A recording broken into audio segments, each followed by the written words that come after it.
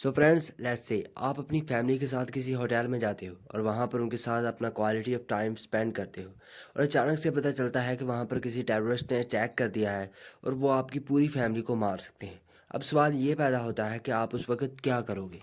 और अगर आप सोच रहे हैं कि उस टाइम देखा जाएगा या फिर मेरे साथ ऐसा नहीं होगा तो ये सबसे बड़ी बेवकूफ़ी है, क्योंकि 26 नवंबर ताज होटल इंडिया में भी ऐसा ही हुआ था। इब्राहिम के 20 साल तक यूएस नेवी में काम कर चुके क्लेंट एमरसन भी अपनी बुक द 100 डेडली स्किल में कहते हैं कि द मोस्ट प्रोबेबली हमारी लाइफ में ऐसी सिचुएशंस ज़रूर आती हैं जिसके लिए हमें पहले से ही तैयार होना चाहिए। और अगर ऐसा कभी हो भी जाए तो हमें एग्जैक्टली क्या करना होगा। और अगर टेररिस्ट वाला एग्जांपल ही ले लें तो क्लेंट एमरसन बोलते हैं कि इस केस में सबसे बहादुरी वाला काम जो करना होगा वो हमें 3 स्टेप एल्गोरिदम को फॉलो करना होगा, जिसमें पहला स्टेप कहता है कि रन। हमें किसी भी हिंदी फिल्म की तरह लड़ना तो नहीं है, पहला स्टेप यही कहता है कि उस सिचुएशन को कम्प्लीटली अवॉइड करो। इसलिए हम जब भी किसी रेस्टोरेंट या किसी दूसरे सिटी में जाएं तो हमें सबसे पहले पता होना चाहिए कि अगर कोई ऐसी मिस हैपनिंग हो भी जाए तो हमें कहाँ से भागना है। और अगर टेररिस्ट गन के साथ हैं तो हमें जिग जैग पैटर्न में भागना है ताकि वो सीधा हमारी तरफ निशाना ना लगा सके। सेकंड स्टेप कहता है कि हाइड। अगर हम भाग नहीं सकते तो हमें कोशिश करनी है कि हम किसी जगह पर छुप जाएं। कवर के अंडर। कवर वो चीज़ें हैं जो कि बुल्स को रोकती हैं, जैसे कि पिलर्स या मोटी दीवार। लेकिन हो सकता है कि टेररिस्ट के साथ हम कुछ ऐसी जगह पर बंद हो जाएं जहां पर हमारे पास सिर्फ दो ऑप्शन होंगे, फाइट और डाई। इस सिचुएशन में हमें थर्ड स्टेप को फॉलो करना है जो कि कहता है फाइट।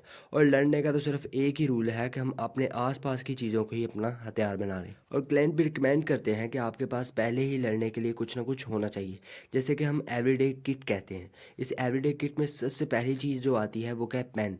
अब हम में से कई लोग ये सोच रहे होंगे कि पेन, यार पेन क्या कर सकता है। तो हमारे पास कोई प्लास्टिक का पेन नहीं होगा, हमारे पास ब्रिल स्टील का पेन होना चाहिए। और अगर हमारा एनिमी हमारे पास आता है तो उस पेन को इस तरीके से पकड़ना है कि कोशिश करनी है कि उसके सेंसिटिव जगह पर बार बार 5 से 10 बार वार करना है। उसकी आंखें, उसकी किडनी वगैरह, यानी कि उसको जल्दी से जल्दी इतनी पेन देनी है ताकि वो देर तक हिल ना पाए और आप भाग सकें। सेकंड चीज़ जो हम यूज़ कर सकते हैं वो है न्यूज़पेपर। अब आपको लगेगा कि कागज़ क्या कर सकता है। क्लाइंट कहते हैं कि इस टेक्निक को यूरोप में सिक्योरिटी सॉकर टीम भी यूज़ करती है। तो गोल ये है कि काफ़ी सारे पेपर्स को फोल्ड करना है, उसको टाइटली पैक कर लेना है और हो सके तो उसके आगे एक नेल भी लगा देनी है ताकि बहुत ज़्यादा स्ट्रॉन्ग वेपन बन सके। और सेकंड स्टेप जो है वो है do not respond to every criticism. Italy की सबसे अमीर सिटीज़ में से एक सिटी ट्रेंटम है और साथ में ट्रेंटम सिटी के लोग खुद को बहुत ज़्यादा ही ताकतवर समझते थे। वो खुद को स्पैटर्न से भी ज़्यादा ताकतवर समझते थे क्योंकि स्पैटर्न्स उन्हीं की कॉलोनी के थे। हुआ कुछ यूं था कि रोमन्स को डर था कि अगर उनके दुश्मनों ने ट्रेंटम पर हमला कर दिया तो ट्रेंटम के पास इतना पैसा है कि उनके दुश्मन सालों तक रोमन्स के साथ लड़ाई कर सकते हैं। तो रोमन्स ने ट्रेंटम सिटी के साथ समझौते के लिए अपना एक आदमी ट्रेंटम में भेजा और ट्रेंटम के लोगों ने रोमन्स के आदमी को मार दिया और रोमन्स को इस बात पर बहुत गुस्सा आया और उन्होंने ट्रेंटम सिटी के साथ जंग लड़ने का ऐलान कर दिया। तो ट्रेंटम की एक बात ये भी थी कि वहाँ के लोग बहुत सुस्त थे और उनके पास कोई भी रियल आर्मी नहीं थी, इसलिए उन्हें किसी दूसरी आर्मी के जनरल की ज़रूरत थी जो कि उनकी तरफ से के रोमन्स के साथ लड़ाई करे। स्पेटरन्स तो अपनी लड़ाइयों में बिजी थे और ट्रेंटम की मदद नहीं कर सकते थे। ट्रेंटम ने एक बहुत ही स्किल्ड पर्सन को लड़ाई के लिए चुना। उस राजा का नाम था पीरियस और जो कि अलेक्जेंडर द ग्रेट के सेकंड कज़न थे। बहुत से लोगों का मानना था कि पीरियस भी अलेक्जेंडर की तरह एक ग्रेट वॉरियर है। पेरेस को मनाने के लिए ट्रेंटम के लोगों ने उसके साथ काफ़ी वादे किए कि वो उसे बहुत ज़्यादा पैसे देंगे, रोमन्स के साथ लड़ाई करने के लिए एक स्ट्रॉन्ग आर्मी देंगे और अगर वो लड़ाई में जीत गया तो वो इटली का राजा बन सकता है। सो ये सुनकर पेरेस मान गया और अपनी आर्मी लेकर पहुंच गया और उसने देखा कि ट्रेंटम के लोगों ने कैसे ऐसे बेवकूफ़ बनाया है, उनके पास कोई आर्मी है ही नहीं थी। ये देखकर उसने खुद ही वहाँ से कुछ लोगों को रिक्रूट किया और एक आर्मी तैयार की। और जब वो पहली बार रोमन्स के साथ लड़ने गया तो वो पेरेस अपने साथ हाथी ले गया। रोमन्स देखकर डर गए क्योंकि उन्होंने पहले कभी भी हाथी पर बैठे हुए सोल्जर के साथ मुकाबला नहीं किया था, जिसकी वजह से पेरिस ये वार जीत गया और इस लड़ाई में उसके मेन जनरल्स मारे गए। और इस जंग के बिल्कुल बाद रोमन्स ने एक और आर्मी पीरियस का मुकाबला करने के लिए भेज दी। पीरियस की आर्मी ने रोमन्स को दोबारा हरा दिया, लेकिन इस वार के बाद उसे बहुत ज़्यादा चोटें आईं और उसने ये तक कह दिया कि अगर हमने एक और बार रोमन्स को हरा दिया तो हम बुरे तरीके से बर्बाद हो जाएंगे। उसके बाद पीरियस ने बहुत सी लड़ाइयाँ लड़ी लेकिन फाइनली एक बैटल में मारे गए। और अगर हम गूगल पर सर्च करते हैं द पिरियक विक्ट्री तो इसका मतलब आता है कि ऐसी लड़ाई जिसको जीत कर भी कोई फ़ायदा नहीं। असल में पीरियस को ये रोमन्स के साथ लड़ाई करनी ही नहीं चाहिए थी। क्योंकि ट्रेंटम के लोग जिनके लिए वो लड़ रहा था वो खुद ही डिसिप्लिन नहीं थे।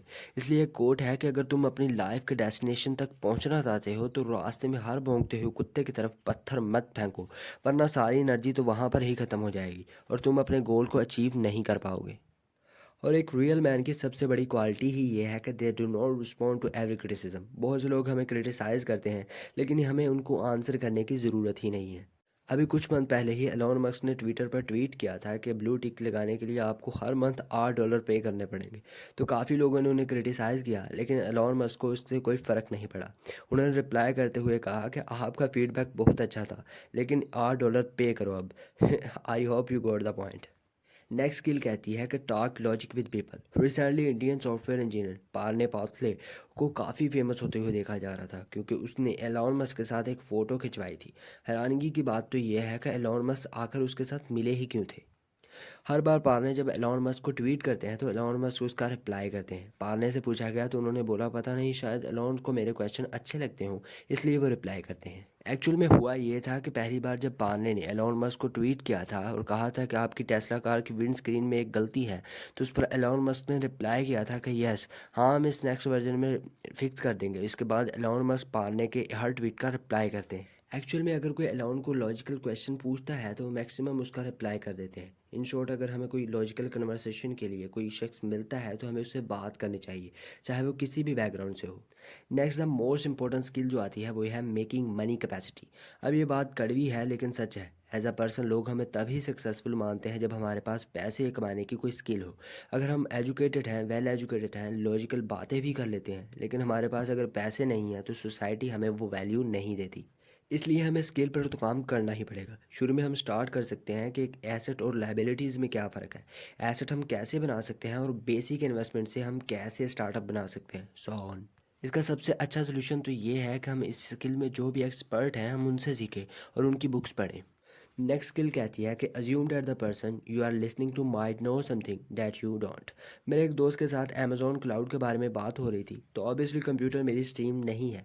मेरे कुछ पॉइंट रखने के बाद उसने मुझे रोक दिया और अपने पॉइंट रखने शुरू कर दिया और बोला, ऐसा नहीं है, ये सारी चीज़ें मैं जानता हूँ, इवन मैं इसे पढ़ाता भी हूँ। बाद में जब मैंने अपनी टेक्निकल टीम के साथ बात की तो उन्होंने इस केस में मुझे ठीक कहा। तो मुझे एक इंसिडेंट याद आया, जबकि एक यूट्यूब चैनल जिसमें एक यूट्यूबर टिम टॉड एक बार एलॉन मस्क का इंटरव्यू कर रहे थे, तो उन्होंने एलॉन मस्क के स्पेस एक्स के बारे में एक कमी बताई थी। अब एलॉन मस्क ये भी सोच सकते थे कि ये तो इस सब्जेक्ट के बारे में कुछ नहीं जानता, तो मैं इसकी बातें क्यों सुनूं। लेकिन उन्होंने ऐसा नहीं किया। उन्होंने टीम की तमाम बातें सुनी और एक्चुअल में अपने रॉकेट्स में इम्प्रूवमेंट भी की। In short the point is, दूसरे आदमी को कुछ ऐसी चीज़ें पता हो सकती हैं जो कि हमारे दिमाग ने पहले कभी ना सोची हों। इसलिए हमें सबकी बातें सुन लेनी चाहिए और बाद में जो हमें ठीक लगे वो कर लेना चाहिए। नेक्स्ट स्किल आती है कम्युनिकेशन स्किल्स। अगर हम कॉन्फिडेंटली अपने आइडियाज़ दूसरों के सामने नहीं रख पाते तो लाइफ में सक्सेसफुल होने के चांसेस बहुत कम हो जाते हैं। कम्युनिकेशन स्किल की बात करें तो मैक्सिमम लोग ये समझते हैं कि हमें बोलना आना चाहिए। इसलिए अगर हम एक एवरेज स्पीकर भी हैं तो हम अपनी स्किल्स को अच्छा करने के लिए दो काम कर सकते हैं। पहला काम ये है कि हम अपने बॉडी पास्चर्स को अच्छा रखें। 12 रूल्स फॉर लाइफ के ऑथर भी कहते हैं कि स्ट्रॉन्ग बॉडी का मतलब होता है कि सर्वाइव करने में ज़्यादा चांसेस होना। इसलिए खुद को कभी भी लूज़र मत बनने दो। अच्छे मौके के दरवाजे तुम्हारे लिए तभी खुलेंगे जबकि तुम्हारे थॉट्स पॉजिटिव होंगे।